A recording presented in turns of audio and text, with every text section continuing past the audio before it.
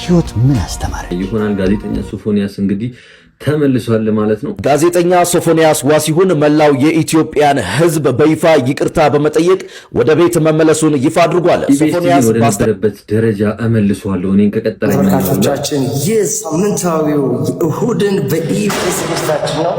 ሞቅ ደመቅ አድርገን አብረናችሁ ቆያለን። ብያላችሁበት ስለምትሰጡን እጅግ የተከበረ ጊዜ እናመሰግናለን። ሉላ ገዙ ከኛ ጋር አብራ ነው ያለችው። ድጋሚ ኢቢኤስ እንዲታይ አደርግልሻለሁ ማክዳ እንዲሁም የኔ ብዙ ጋዜጠኞችና ታዋቂ ሰዎች ምንድነው የኔ ኃጢአት የተለየ ነው? ስንት አርቲስት አናቅም እንዴ? እንደኔ የሆነ ስንት አርቲስት ላውጣ እንዴ? ስማቸው ልናገር እንዴ? ማለት ተዋውቅም እንዴ? ተው እንጂ ስንት ሚኒስትር አለ፣ ስንት ባለሀብት አለ እንዴ? ተው እንጂ እንተዋወቃለን። ከዛ ደግሞ ወጣ ስንል እንግዲህ ከሰሞኑ በጣም በውበቷ ያስደነቀችን ታዳጊ ልጅ አለች። በሷ ዙሪያ የተለያዩ አስተያየቶች እየሰጡ ይገኛሉ። ይቺን ጥንስስ ጀበና የምትመስል ልጅ ቆንጆ ነች እያላችሁ የምትፖስቱት ሰዎች ምናችሁን ነው የሚያም? ይሄ ማለት ሳይንስ ነው እንግዲህ። በዚህ ላይ እንግዲህ አስተያየታችንን ስንሰጥ ሌላኛውን ደግሞ ጥፋት ቆንጆ አይደለችም ብለዋል እያላችሁ የምትንጫጩ መሀይሞች ሐኪም ቤት ወይም ትምህርት ቤት ሂዱ። ለኔ ቆንጆ አይደለችም። አሁንም ደግሜ ልንገር፣ አንተ መሀይም፣ አንቺ መሀይም። እሱ ብቻ አይደለም፣ እስቲ ሌላም ልጅ ያለችው አለ። የኢትዮጵያ ሕዝብ ግን በጣም አክብሬያችሁ አሽቃባጭ ናችሁ። አሁን እቺ ቪዲዮ ከላይ ያለው ልጅ ምንዋ ነው የሚያምረው? ሰላም እንዴ ቻናል ቤተሰቦች እንደምን አላችሁልኝ? ዛሬ እንደተለመደው በወቅታዊና መነጋገሪያ በሆኑ ቪዲዮዎች ተመልሼላችሁ መጥቻለሁ።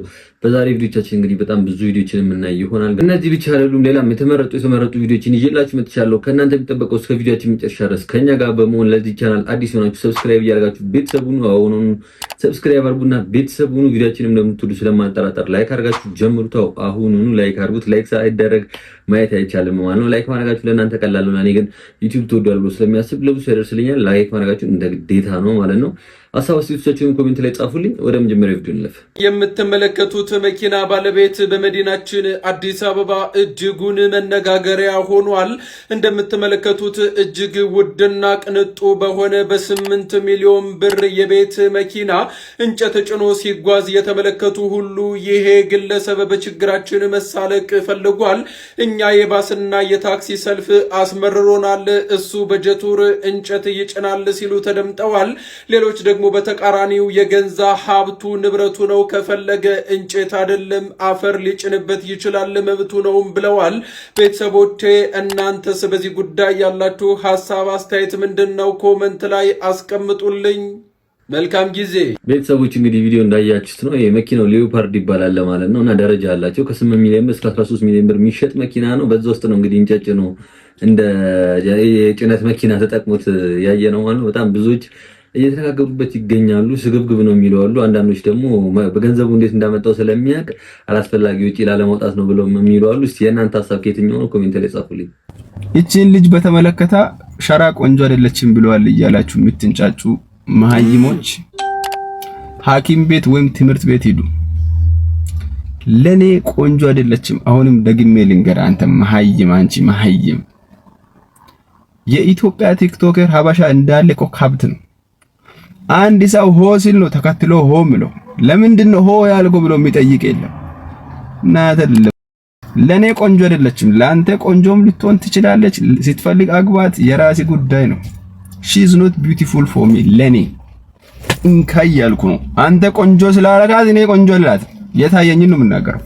እንግዲህ ቤተሰቦች እንዳያችሁት ነው። ባለፈው እንግዲህ ሲሰርባት ነበረ። በዛም ላይ ሐሳብ አስተያየታችንን ሰጠን ነበር። አሁን ደግሞ በዛ ተነዱ የባሰ የተለየ ስድብ አዘልም ነገሮችን እየተናገረ ይገኛል። እንግዲህ እንደዚህ አይነት ሰዎች በሕግ የማይጠየቁ ከሆነ ማን በሕግ እንደሚጠየቅ እኔ እንጃ። እንግዲህ ልጅቷ ቆንጆ ሁላችንም የሚያስማማሽ ቆንጆ ነች። ግን አንዳንድ ሰዎች ቆንጆ አይደለችም የምትሉ ከሆነ ለራሳችሁ ቆንጆ ላትሆን ትችላለች፣ መብታችሁ ነው። ግን ወጣችሁ መሳደብና ስለሷ መጥፎ ነገር ማውራት ግን መብታችሁ አይደለም። ከዚህም በፊት ተናግረናል። ሌላም ልጅ ያን ያለችው ነገር አለ፣ እሷንም እንስማ። የኢትዮጵያ ሕዝብ ግን በጣም አክብሬያችሁ አሽቃባጭ ናችሁ። አሁን እቺ ቪዲዮ ከላይ ያለው ልጅ ምንዋ ነው የሚያምረው? ምንም አያምርም። እኔ ከሷ በተሻለ አምራለሁ። ጥርሷ ነጭ ነው፣ እሷ ጥቁር ናት። በቃ ምንድነው የምታሽቃብጡት? አንድ ሰው አሽቃበጠ ብላችሁ። እኔ በልጅነቴ ፎቶ አንስቶ ፖስት የሚያደርገኝ ሰው አጥቼ ነው እንጂ ካለ የሚያምር ጥቁረት የሚያምር ጥርስ ነበረኝ። አታሽቃብጡ። እና እናንተ ወደዳችሁትን ካልወደድ እናንተ የጠላችሁትን ካልጠላን እኮ በቃ አስቸጋሪ ነው። ያው ቤተሰቦች ልጅቷ ያለችውንም እንደሰማችሁት ነው። የኢትዮጵያ ሕዝብ አሽቃባጮች ናችሁ ተብለናል። እንግዲህ አንድ ላይ በደፈ ነው ማለት ነው። ለእነዚህ ሰዎች ኮሜንት ላይ መልስ ስጧቸው። እኔ እንግዲህ የሚችለውን ሁሉ ብያቸዋለሁ። ከዚህ በላይ ምንም ልላቸው አልችልም። 7.6 ሚሊዮን ብር የተገነባው ባለ 2 ክፍል የመዋለ ሕጻናት ትምህርት ቤት ብዙዎችን ጉድ እያስባለ ይገኛል። በዳውሮ ዞን በ7.6 ሚሊዮን ብር ወጪ የተገነባው የአንደኛ ደረጃ ትምህርት ቤት የክልልና የዞን ኃላፊዎች በተገኙበት በዛሬው ዕለት ተመርቋል። ይህ ዘመናዊ ትምህርት ቤት ምቹ፣ ደህንነቱ የተጠበቀና ጥራት ያለው ትምህርት ለሕፃናቱ እንደሚፈጥር በምርቃቱ ስነ ስርዓት ተነግሯል። 7.6 ሚሊዮን ብር ለባለ 2 ክፍል ትምህርት ቤት ያንሳል ወይስ ይበዛል? ሐሳባችሁን አከፍሉ። እንግዲህ ቤተሰቦች ለትምህርት ቤቱ የወጣውን ወጪ እንደሰማችሁት ነው። ይሄንን የጭቃ ቤት ለመስራት 7.6 ሚሊዮን ብር የእውነት ያን ያክል ወርዝ ያደርጋል ቤቱ ግን ቀን ጥያቄው ለእናንተ ትችላላችኋለሁ። አንዳንድ እንግዲህ ድልድዮችም እየተሰሩ ትንንሽ ነገሮች እየተሰሩ ለዛ ፍጆታ ዋለን የሚባለው ብር ግን በጣም ኤክሰስ ነው። እንግዲህ ያንን የማይመጥን አይነት ነገር ነው። እንግዲህ ምንም የማይመጥን እኔ አይገባኝም። እስቲ ምን ያክል ያወጣል? እስቲ እኔ እንጃ። እኔ 1 ሚሊዮን ብር ራሱ የሚበዛበት አይነት ነገር ነው የሚመስለኝ። አይደለም 7.6 ሚሊዮን ብር ምን ያክል ይፈጃል? እስቲ ግምታችሁ ኮሜንት ላይ ጻፉልኝ። ጋዜጠኛ ሶፎንያስ ዋሲሁን መላው የኢትዮጵያን ሕዝብ በይፋ ይቅርታ በመጠየቅ ወደ ቤት መመለሱን ይፋ አድርጓል። ሶፎንያስ ባስተላለፈው መልእክት ተመስገን ለቤቴ በቅቻለሁ፣ መድኃኔዓለም ስለማረኝ ደስ ብሎኛል ካለ በኋላ ወዳጆቼ፣ አድናቂዎቼ፣ መላው የኢትዮጵያ ሕዝብ አንገታችሁን አስደፍቻችኋለሁና ከልባችሁ ይቅር በሉኝ ሲል ጥሪ አቅርቧል።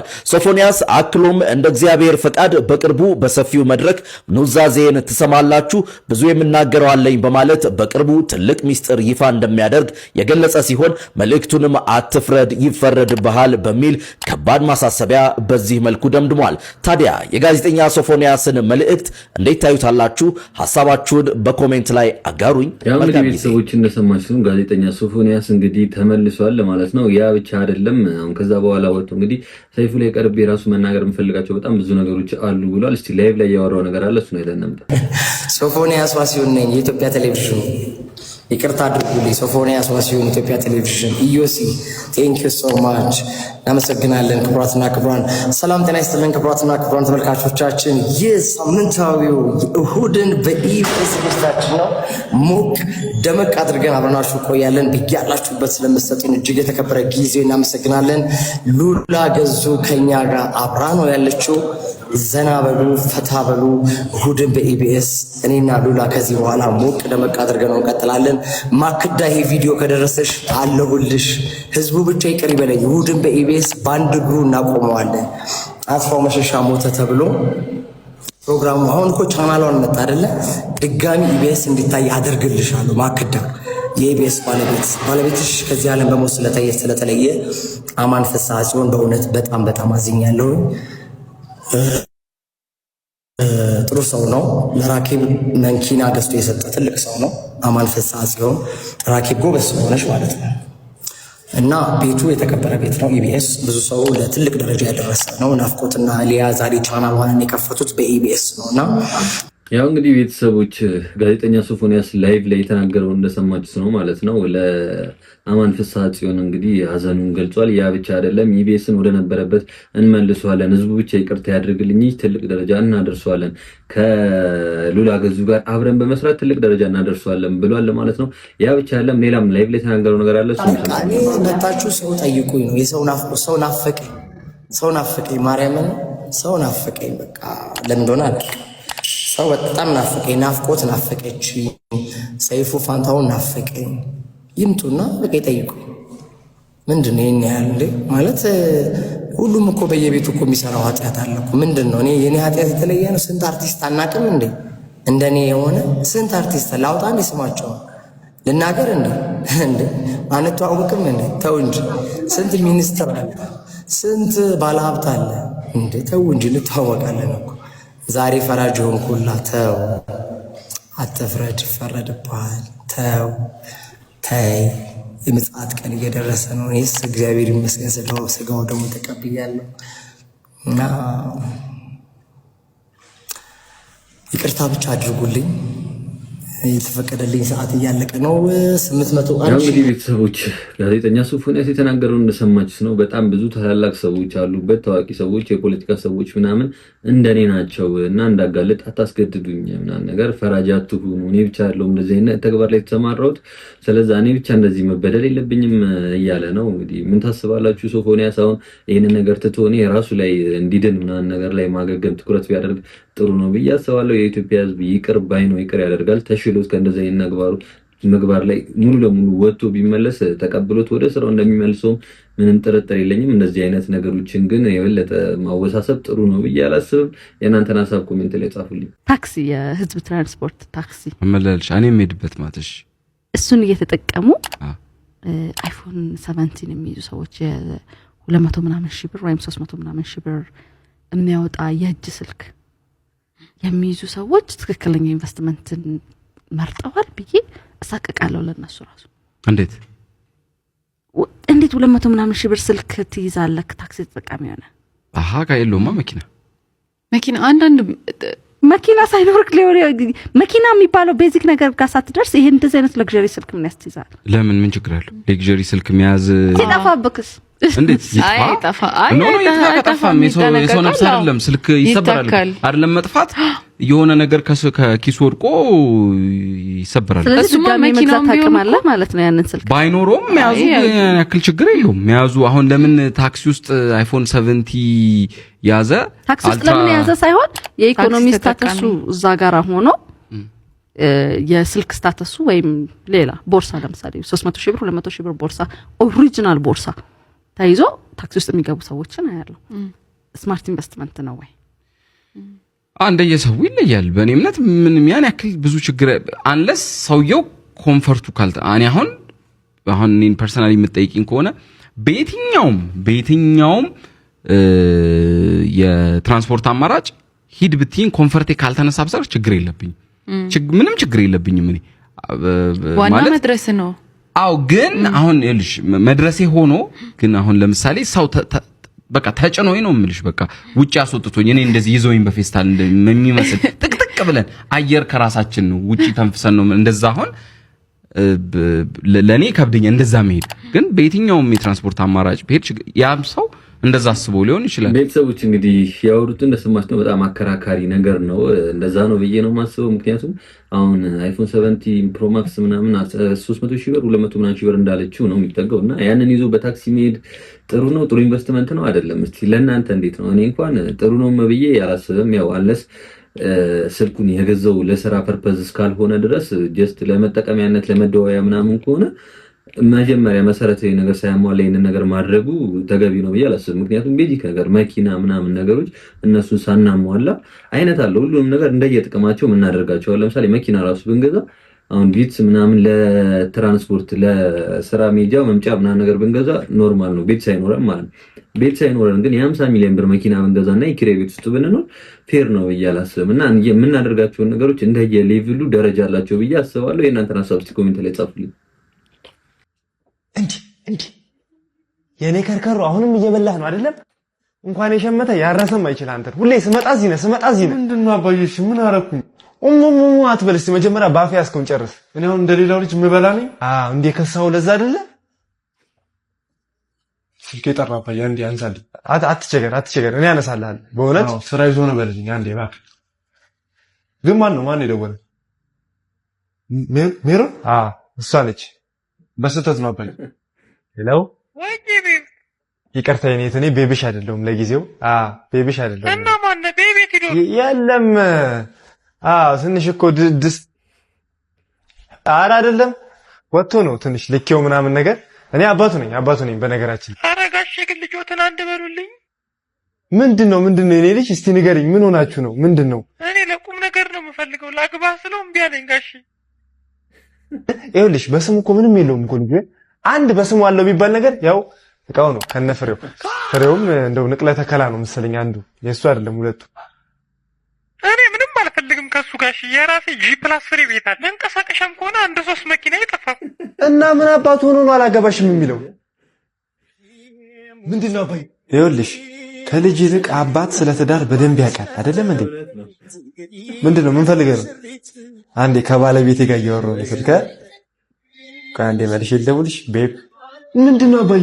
ምንድነው ሞቅ አድርገው እንጂ አንተ አባትህ ሲያገባ እንደዚህ ነው እንደ ቤቱ ዘፈኑ ምናምን ከፋፍቶ እንጂ። አባዬ ሰው እንዳይሰማ ልጅ ለአባቱ ሰርጋው ሚዜ አይሆን ሻማ ነገር ትይዛለች። ችግር የለውም ሞቅ አድርገው።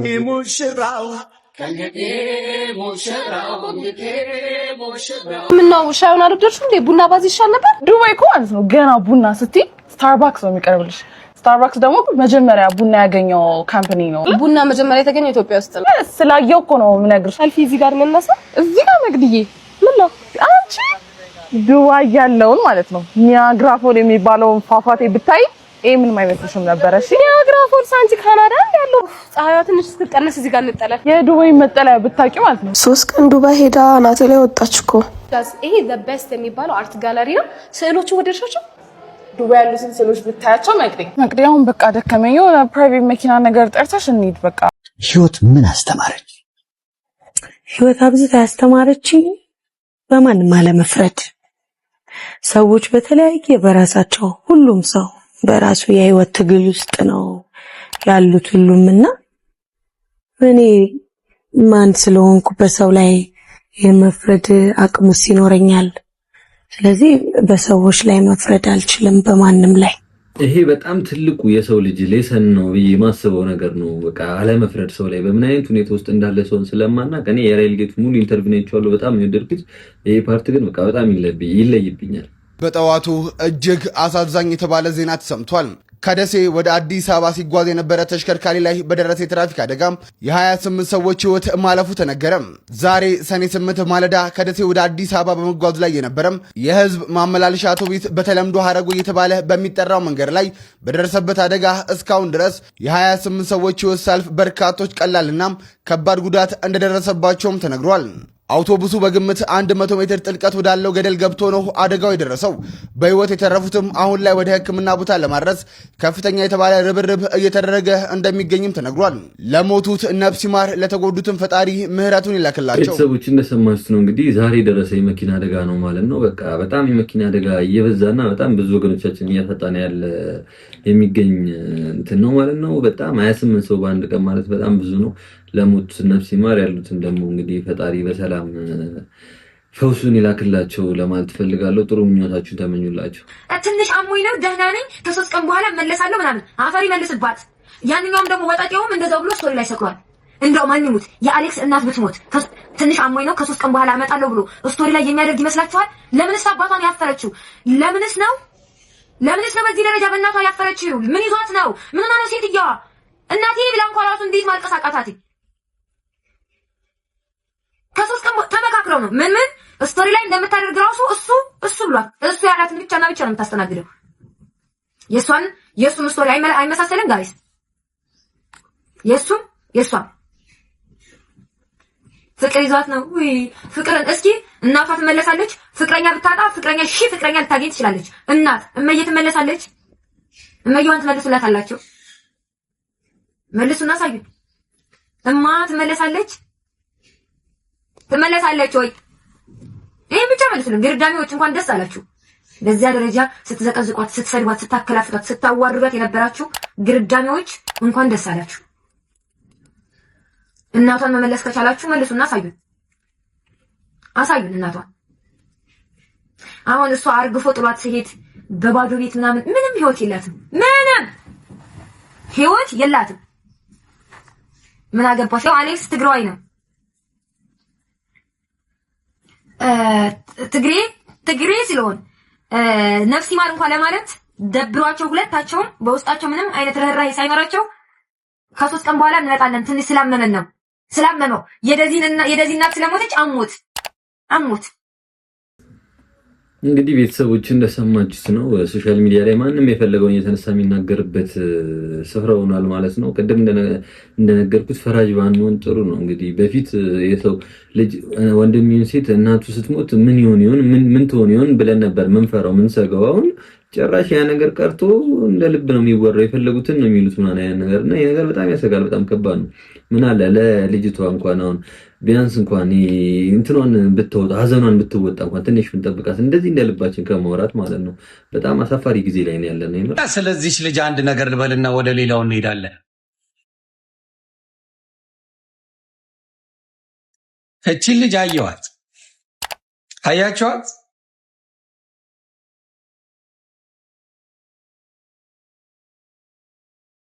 ብዙዎች ቪዲዮ እየሰራችሁ አይቻለሁና አየዋት።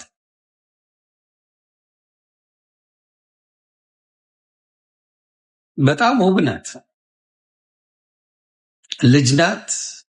ውበት እግዚአብሔር ከሰጠ ልብሷ ራሱ እኮ ቆሽሿል። ምንም ነገሯ ውበቷን ሊደብቀው አልቻለም። አይገርም?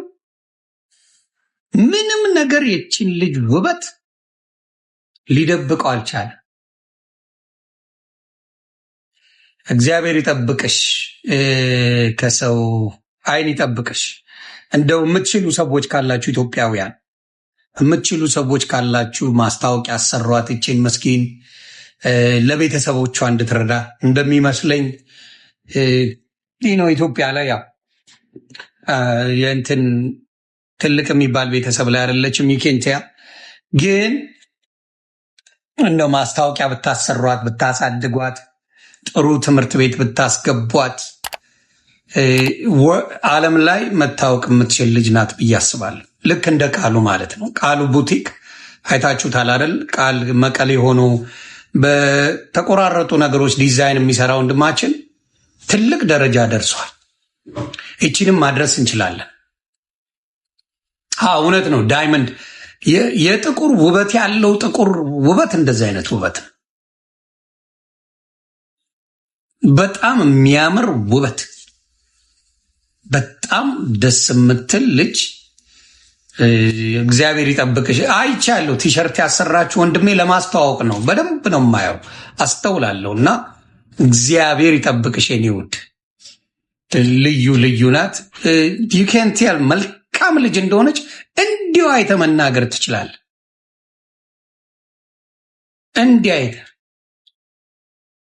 እንዲህ አይተ ውበቷን ማን እንዳገኛት ባላቅም እስጢፎን ያገኛት። እሺ ወደ ቻናል ቤተሰቦች ለዛሬ ይዤላችሁ መጣችሁ ቪዲዮዎች እነዚህ ነበሩ። ቁም ነገር ነጨብጣችሁባችሁ አልጠራጠረም። ቪዲዮቻችን እስካሁን ድረስ አይታችሁ ቤተሰብ ካልሆናችሁ አሁኑኑ የሰብስክራይብ ምልክቷን ተጭናችሁ ቤተሰቡን ላይክ እንዳደረጋችሁ ግን አልጠራጠረም። ሀሳብ አስተያየቶቻችሁን ኮሜንት ላይ ጻፉልኝ። በቀጣይም በተለያዩ ቪዲዮዎች ተመልሼላችሁ እመጣለሁ። እስከዛው ድረስ ይመቻችሁ። ባይ